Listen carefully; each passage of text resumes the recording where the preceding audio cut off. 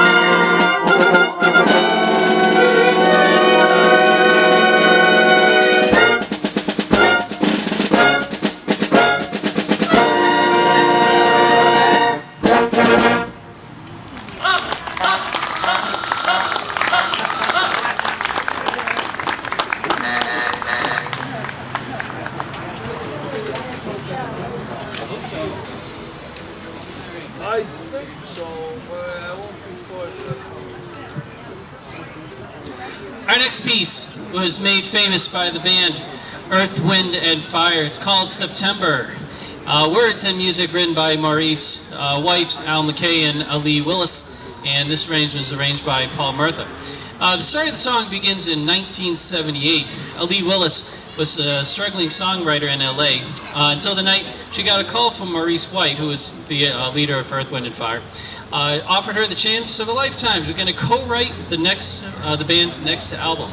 So Willis arrived at the studio the next day, hoping it wasn't some sort of joke. Well, it turns out it was definitely not a joke. The kind of go-to phrase that Maurice kept going to, because he would forget the words every so often, was "by dia," because those weren't the original words that Aaliyah wrote, but he couldn't remember what the words were, so he just started singing that. So at some point she said, "We're going to change that, right?" And he said, "No, I think it's pretty cool. I'm going to keep it." So she was not too happy about it, but the words stuck, and so I don't know what the real words were. But the final vocal session she got to, and desperate, and begged him to do it, but he still refused to write it. So that's why we have Badia in that odd little place in September. So this is Earth, Wind, and Fire's September. Feel free to sing along on the Badias.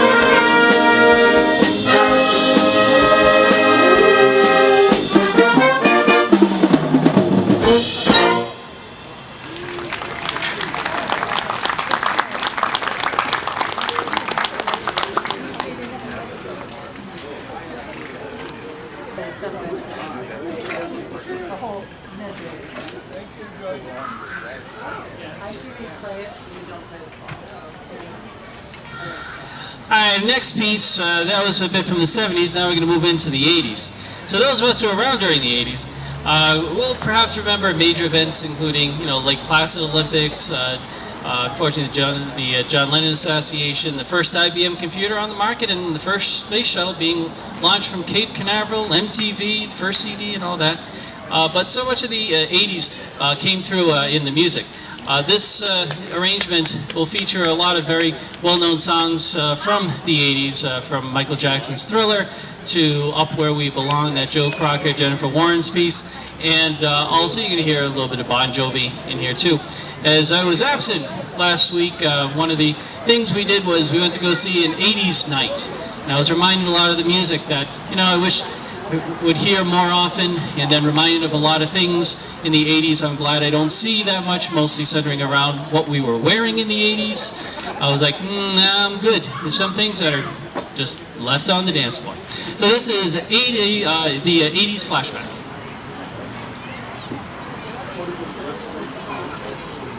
What's that? It is a Sonata. I start conducting on the second one. Okay, here we go.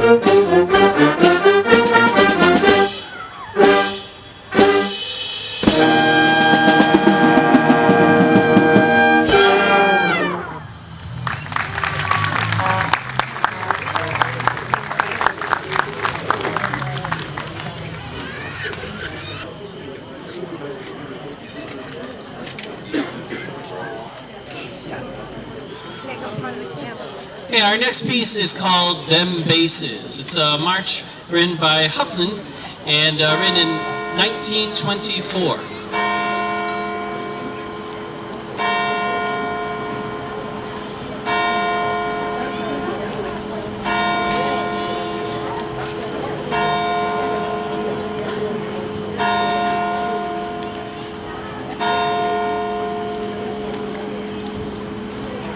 You can tell I've been away. I haven't gone back on being able to time my words with the bell. All right, so the march itself is underneath the name of the march, the basses. It's written a march in which the basses have the melody throughout. So this is a low brass feature. Now, even though it is for low brass, they don't quite mention there's also, some of the lower winds have the part as well. But this is definitely a brass feature, low brass feature. So please enjoy the Them Basses March.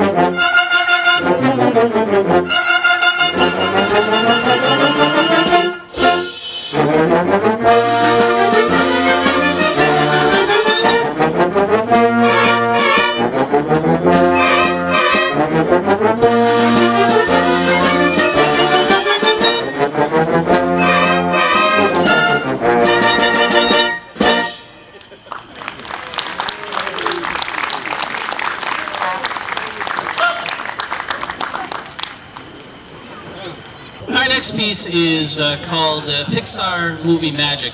Now, a number of years ago, Pixar blended with the Disney Productions Company and made a series of movies together. The first one being, I believe, was now I'm blanking out. Not Ratatouille. Before that,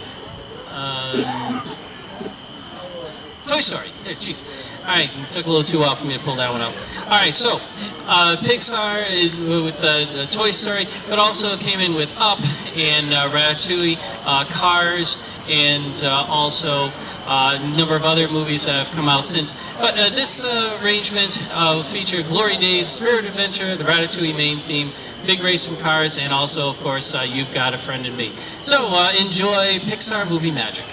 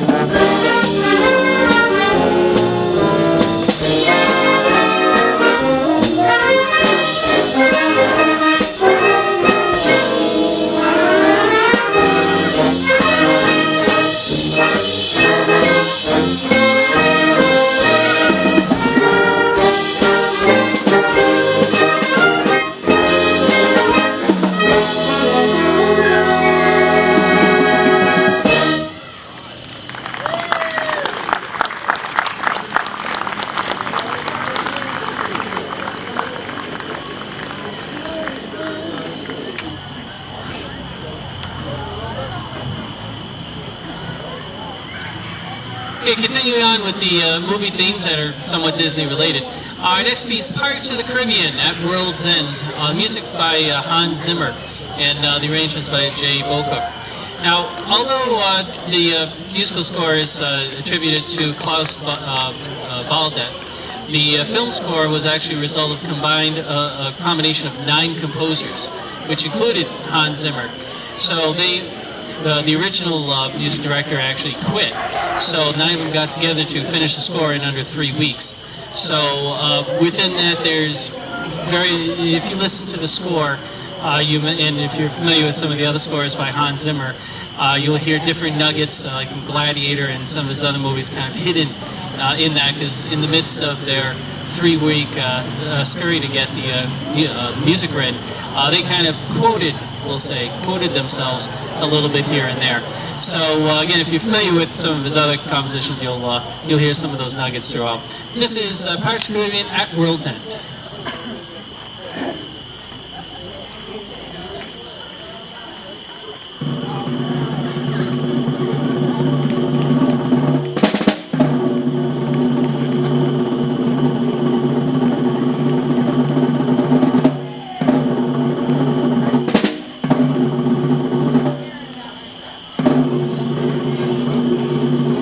You.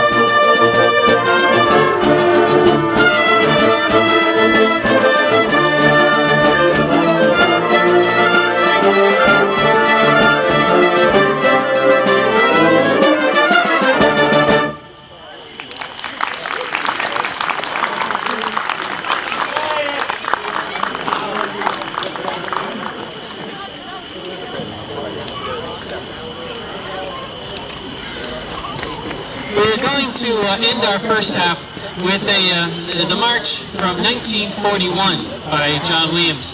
This Paul Lavender arrangement is from a 1979 film by the same name, 1941. The American period comedy film directed by Steven Spielberg featured an ensemble cast including Dan Aykroyd, Ned Beatty, John Belushi, and John Candy. The story involves, now keep in mind this is a comedy, the story involves a panic in the Los Angeles area after the December 1941 attack on Pearl Harbor. The music score for 1941 was composed and conducted by John Williams, and Spielberg said it was his favorite march that John Williams ever wrote. The movie was a flop, but the song became very popular in many circles, and this great arrangement will end our first half, but stick around because we have an entire second half for you. This John Williams 1941 march.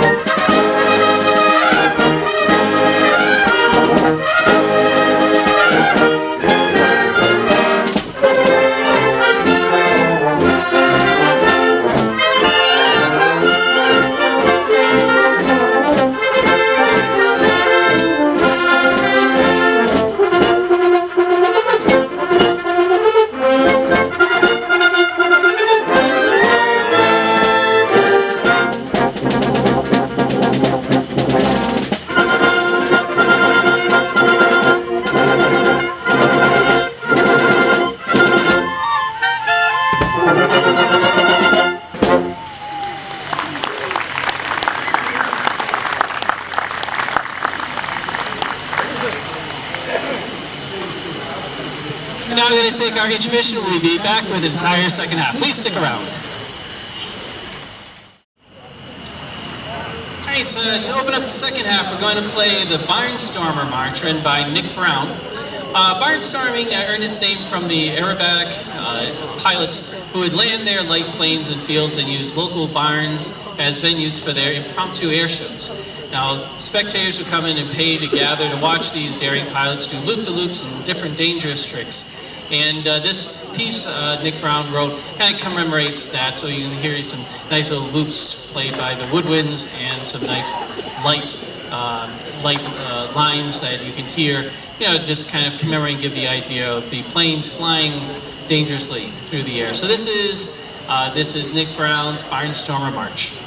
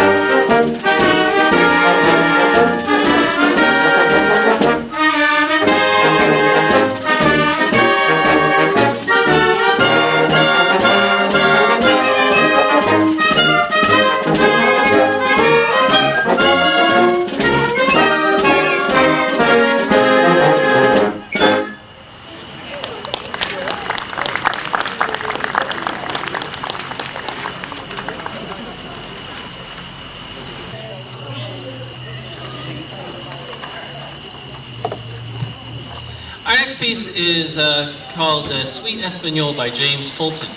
Now, James Fulton was a composer, arranger, conductor, and music educator, best known for composing marches. Now, he has over 245 compositions to his name, 144 of which were marches, which actually puts him ahead of John Philip Sousa. Now, he was born in Washington, D.C., and grew up in Pennsylvania and studied violin, cornet, euphonium, and tuba when he was young. Now, he played the cornet for the orchestras and the bands, and he eventually became the conductor of the Waite Dramatic Company Band and music director for the Hotel Rudolph in Atlantic City.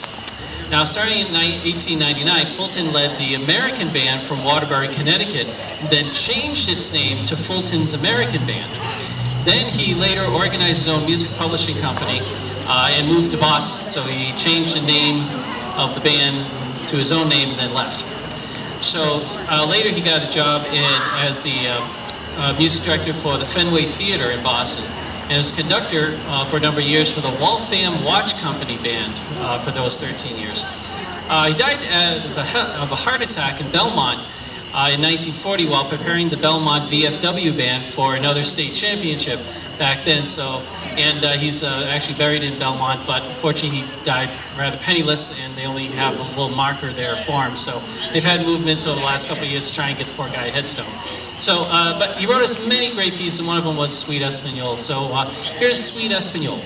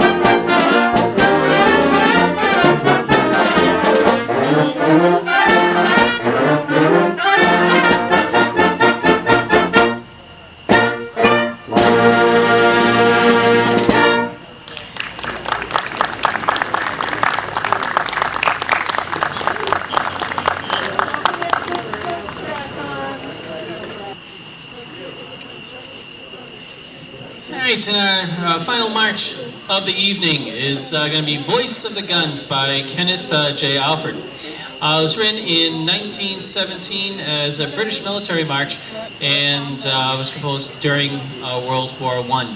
So this is Kenneth Alford's Voice of the Guns March.